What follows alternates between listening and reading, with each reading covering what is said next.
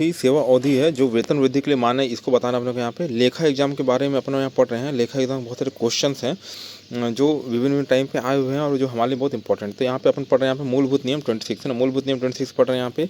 तो वेतन वृद्धि है तो गणना में ली जाने वाली सेवा है ना, वेतन वृद्धि गणना में ली जाने वाली सेवा। यहाँ पे किसी भी शासकीय सेवक को उसके वेतनमान में नीचे दर्शानुसार परिस्थितियों में वेतन वृद्धि देय होगी ना, वेतन देय होगी। तो यहाँ क्या होगा, सबसे पहले नियम 26A क्या बोलता है ना, उस वेतनमान या पद पर की गई संपूर्ण कार्य अवधि को वेतन वृद्धि देने के लिए गणना में लिया जाएगा ना। उस वेतनमान हो गया यहाँ पे, या पद पर की गई संपूर्ण कार्य अवधि को वेतन वृद्धि देने के लिए गणना में लिया जाएगा यहाँ पे, है ना। परंतु जिस अवधि को वेतन वृद्धि है ना, वेतन वृद्धि देने के लिए गणना में नहीं लिया गया है ना, जिस अवधि को वेतन वृद्धि देने के लिए गणना में नहीं लिया गया, उस अवधि को वास्तविक वेतन वृद्धि की तिथि से क्या कर दिया जाएगा, यहाँ पे जोड़ दिया जाएगा। जैसे कि अब एग्जांपल दे रहा हूँ यहाँ पे, क्या बोल रहे हैं यहाँ पे, जैसे एक शासकीय सेवक की वेतन वृद्धि कब होनी चाहिए, यहाँ पे 7 अक्टूबर 2006 को होने वाली थी। यहाँ पे आगामी वेतन वृद्धि सामान्य तौर पर दिनांक 7/10/2007 को है ना दे होनी थी, परंतु 6 दिसंबर 2006 से है ना 9/12/2006 है, मतलब 9 दिसंबर 2006 तक के दिनांक है ना, दिनांक से है ना तक है ना, तो दिनांक 15 फरवरी 2007 से यहाँ पे 20 फरवरी 2007 तक, दिनांक 6 सितंबर 2007 से यहाँ पे 25 सितंबर 2007 तक की अवधि को अकार्य दिवस माना गया। मतलब ये इसमें क्या किया था, संबंधित कर्मचारी ने काम नहीं किया, अकार्य दिवस है ना। तो आगामी वेतन वृद्धि कब से होगी यहाँ पे, है ना 7/10/2007 के स्थान पर निम्न डेट पर होगी, है ना। कौन सी डेट पर होगी भैया, फिर यहाँ पे देखिए, यहाँ पे सबसे पहले तो यहाँ पे 6/12 से है ना, 6 ये अकार्य दिवस, ये सब क्या है अपने यहाँ पे अकार्य है ना, अकार्य दिवस है यहाँ पे, ये क्या है यहाँ पे अकार्य दिवस है ना। अकार्य दिवस मतलब क्या हो जाएंगे, इसमें संबंधित कर्मचारी ने कार्य नहीं किया है ना, इस संबंधित टाइम में, इस पर्टिकुलर टाइम में संबंधित कर्मचारी ने कोई भी काम नहीं किया है ना। तो यहाँ पे 6 दिसंबर 2006 से यहाँ पे 9/12/2006 यहाँ पे मतलब 4 दिन इसने काम नहीं किया। फिर 15 फरवरी से 20 फरवरी 2007 तक काम नहीं किया यहाँ पे, और 6 सितंबर से यहाँ पे 25 सितंबर 2007 तक उसने काम नहीं किया। मतलब टोटल कितने दिन हो रहे हैं यहाँ पे, कुल 30 दिन हो रहे हैं। 20 अच्छे 26 4 30 है ना, तो 30 दिन हो रहे हैं, अर्थात 1 माह है ना। तो देय वेतन वृद्धि कब होगी यहाँ पे, 7 है ना, होनी थी यहाँ पे 7/10/2007 को होनी थी यहाँ पे, पर होगी कब यहाँ पे 7/11/2007 को है ना। तो 1 महीना क्या हो गया, लेट हो गया यहाँ पे। तो इस टाइप से अपने को निकालना है ना।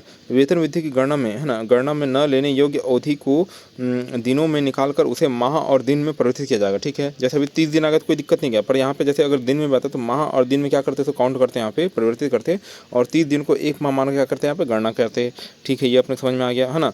अब नियम 26 भी क्या बोलते हैं यहाँ पे, है ना, नियम 26 भी क्या बोलता है, चिकित्सा प्रमाण पत्र के अलावा लिया गया असाधारण अवकाश को छोड़कर है ना, समस्त अवकाश को वेतन वृद्धि देने के लिए गणना में लिया जाएगा ना।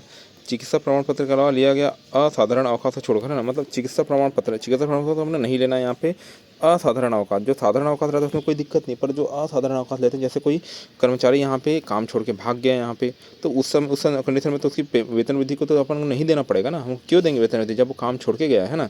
उसके अलावा समझ जैसे आकस्मिक अवकाश ले रहा है या किसी विशेष काम से अवकाश ले रहा है यहाँ पे, तो वेतन वृद्धि गणना में लिया जाएगा उसको यहाँ पे। साथ ही अन्य पदों पर की गई सेवा को उसके मूल पद में वेतन वृद्धि देने के लिए गणना किया जाएगा ना। जैसे यहाँ पे पहले वो क्या था, सहायक ग्रेड 3 था ना, सहायक ग्रेड 3 था यहाँ पे, उसके बाद उसका एग्जाम है ना पीएससी के थ्रू किसी में आबकारी है ना इंस्पेक्टर में हो गया यहाँ पे, तो उसमें क्या हो जाएगा यहाँ पे, है ना, अन्य पद में की गई सेवा को उसके मूल पद में वेतन वृद्धि के लिए गणना में लिया जाएगा ना, वेतन वृद्धि के लिए गणना में लिया जाएगा यहाँ पे। विशेष परिस्थितियों में स्वीकृत असाधारण अवकाश जो किसी प्रशिक्षण या शिक्षा के लिया गया हो, या ऐसी अवधि जो शासकीय सेवक के नियंत्रण के बाहर का था के कारण उसे असाधारण अवकाश लेना पड़ा, तो सक्षम चाहे तो उस असाधारण अवकाश की अवधि को वेतन वृद्धि गणना में लेने के लिए आदेश दे सकता है ना। तो ये जो असाधारण अवकाश है, जो एक्चुअल में नहीं लेना चाहिए था यहाँ पे, अब ये अधिकारी के ऊपर डिपेंड करे कि असाधारण अवकाश को में आवश्यक वेतन वृद्धि को मान्य करे अथवा नहीं, है ना। तो ये वेरी इंपॉर्टेंट है यहाँ पे, इसको अपने याद रखना यहाँ पे, है ना। सक्षम अधिकारी शासन राज्य शासन से, सक्षम अधिकारी यहाँ पे वो नहीं कि आपका ई हो गया PWD का, है ना। इससे ऐसा ये है कि क्या है यहाँ पे राज्य शासन, अगर राज्य शासन चाहे तो असाधारण अवकाश को क्या कर सकता है, मान्य कर सकता है राज्यपाल के आदेशानुसार, है ना। तो असाधारण अवकाश को मान्य करने का किसको है यहाँ पे, राज्य शासन को है। राज्य शासन किसके निर्देशन काम करेगा यहाँ पे, राज्यपाल के, है ना। ये हो गया। अब इसके बाद नियम 26C है ना, नियम क्या हो जाएगा यहाँ पे 26C, यहाँ पे जब कोई शासकीय सेवक किसी एक पद पर स्थायी अस्थायी स्थानापन्न हैसियत से कार्य कर रहा है, क्या क्या हैसियत यहाँ पे स्थायी है ना, किस किस हैसियत से यहाँ पे स्थायी स्थानापन्न है ना, स्थायी अस्थायी या स्थापना पर हैसियत से काम कर रहा है, तो उसकी किसी उच्च पद पर नियुक्ति अस्थायी स्थानापन्न के रूप में होती है ना।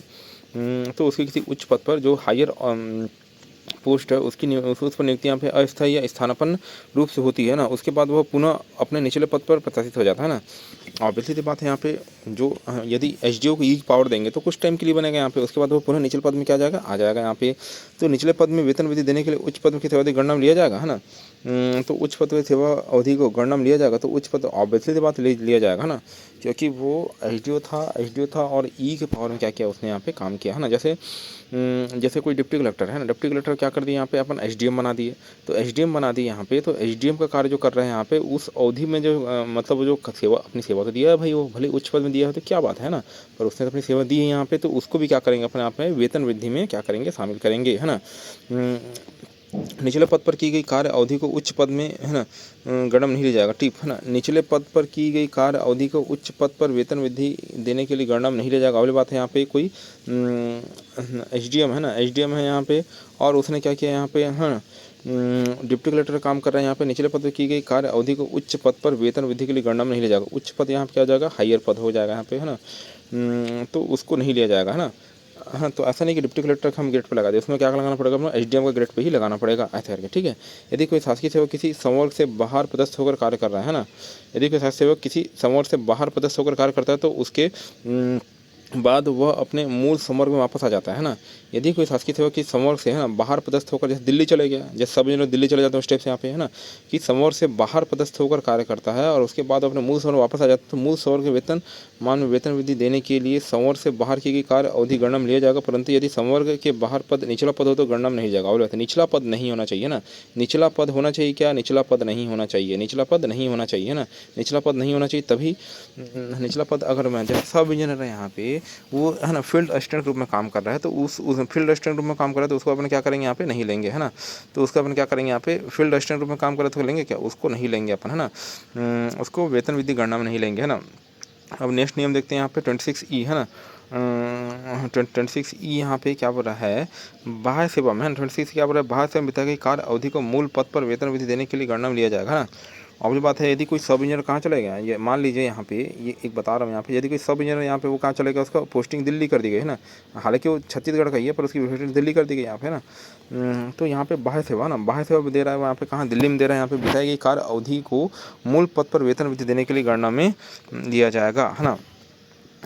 26F यहाँ पे पद ग्रहण काल की, है ना। अब नियम 26F क्या बोलते हैं यहाँ पे, पद ग्रहण काल की अवधि में वेतन वृद्धि देने हेतु गणना में लिया जाएगा अवधि को, ना, पद ग्रहण काल, है ना। पद ग्रहण काल, जैसे पद ग्रहण काल में क्या रहता है, थोड़ा टाइम लगता है ना, जैसे पद उसको मिल गया और पद ग्रहण काल रहा है यहाँ पे, तो पद ग्रहण काल की अवधि में वेतन वृद्धि देने हेतु इस गणना में लिया जाएगा, परंतु शासकीय सेवक प्रत्यावर्तन के फलस्वरूप निचले पद पर वापस आ रहा हो तो गणना में नहीं लिया जाएगा। और अगर निचला पद आएगा तो उसको वेतन वृद्धि में लेना ही नहीं है, गणना में नहीं लिया जाएगा, बताया ना मैं यहाँ पे, गणना में नहीं लिया जाएगा।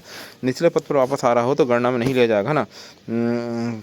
परीक्षण बिताई गई अवधि या परीक्षण के लिए आने जाने लगने वाले समय को कार्य दिवस माना जाएगा ना। परीक्षण बिताई गई अवधि, है ना, अवधि या परीक्षण में आने जाने लगने वाले समय को कार्य दिवस माना जाएगा। विभागीय परीक्षा दिलाने के लिए आने जाने की अवधि सहित परीक्षा अवधि को कर्तव्य अवधि माना जाएगा ना। परीक्षा अवधि, है ना, मतलब आप लेखा एग्जाम दे रहे हैं ना, आप क्या दे रहे हैं यहाँ पे, लेखा एग्जाम दे रहे हैं यहाँ पे, तो लेखा एग्जाम के लिए तो आप लोग पूरा कार्यभार कहाँ हो गया, लेखाशाला में हो गया, यहाँ पे लेखाशाला में हो गया, तो आपके आने जाने का समय यहाँ पे, है ना, आने जाने का समय यहाँ पे, और साथ ही वहाँ पे परीक्षण हेतु जो समय व्यतीत किया गया है उसको कार्य अवधि में अवधि बात लिया जाएगा। ये यहाँ पे क्वेश्चन है यहाँ पे कि एक शासकीय सेवक वेतनमान, है ना, 5,150 8,000 में दिनांक 8 मई 2006 को वेतन 6,500 रुपये प्राप्त करा था। निम्नानुसार अवकाश अनुपस्थित लाभ दिनांक 1 नवंबर 2006 से 16 नवंबर 2006 तक असाधारण अवकाश बिना चिकित्सा प्रमाण पत्र के दिनांक 5/12/2006 से 6/4/2007 तक निलंबित रहा, जिसमें कर्तव्य अवधि नहीं माना गया है। बताइए उस सेवक की आगामी वेतन वृद्धि तिथि कब होगी, है ना। पहली बात तो ये है क्या यहाँ पे असाधारण अवकाश, है ना, असाधारण अवकाश वो भी बिना चिकित्सा प्रमाण पत्र। अरे भाई चिकित्सा प्रमाण पत्र लगा देना था, उसको पेमेंट मिल जाता, सीधी सी बात है यहाँ पे। उसके बाद क्या बोल रहा है यहाँ पे, निलंबित भी रहा है बीच में यहाँ पे, तो वेतन वृद्धि गणना कैसे करेंगे भाई, है ना, वेतन वृद्धि गणना, है ना, तो वेतन वृद्धि गणना कैसे करेंगे यहाँ पे। सबसे पहले बात यहाँ पे 1/11/2006 से यहाँ पे 16/11/2006 तक असाधारण अवकाश हो भी बिना चिकित्सकीय प्रमाण पत्र के, तो 16 दिन उसका क्या हो जाएगा, वेतन वृद्धि नहीं लिया जाएगा यहाँ पे, है ना। फिर यहाँ पे 3/12/2006 से 6/4/2007 तक यहाँ पे 4 महीने 4 दिन में क्या था यहाँ पे, वो था अपने यहाँ पे निलंबित था यहाँ पे, निलंबित, इसको भी अपन वेतन वृद्धि नहीं लेंगे यहाँ पे, कुल 4 माह 20 दिन, है ना। तो अगर आगामी वेतन वृद्धि है ना, आगामी वेतन वृद्धि कब होनी थी यहाँ पे, पहली 8/5/2006 को, यहाँ पे 8/5/2006 को वृद्धि हुई थी यहाँ पे। तो यहाँ देखिएगा यहाँ पे है ना 8/5/2006 को हुई थी यहाँ पे, तो 8/5/2007 को होनी थी है ना, 8/5/2007 को होनी थी यहाँ पे, किंतु 4 माह 20 दिन जोड़कर, मतलब यहाँ पे इसको जोड़ देंगे तो 28/9/2007 को, क्योंकि ये उसको कार्य दिवस में नहीं लिया गया है तो इसका उसको फ़ायदा नहीं मिलेगा। इतनी तिथि इसकी जहाँ पे इस तारीख को पहले इसका पेमेंट बढ़ जाना चाहिए था, वो 4 माह 20 दिन बाद उसका पेमेंट बढ़ेगा। आगामी वेतन वृद्धि कब होगी यहाँ पे 20/9/2007 को। तो ये अपना हो गया है ना। तो बहुत बहुत शुक्रिया आपका वीडियो अभी तक बने रहने के लिए, आपका बहुत बहुत धन्यवाद।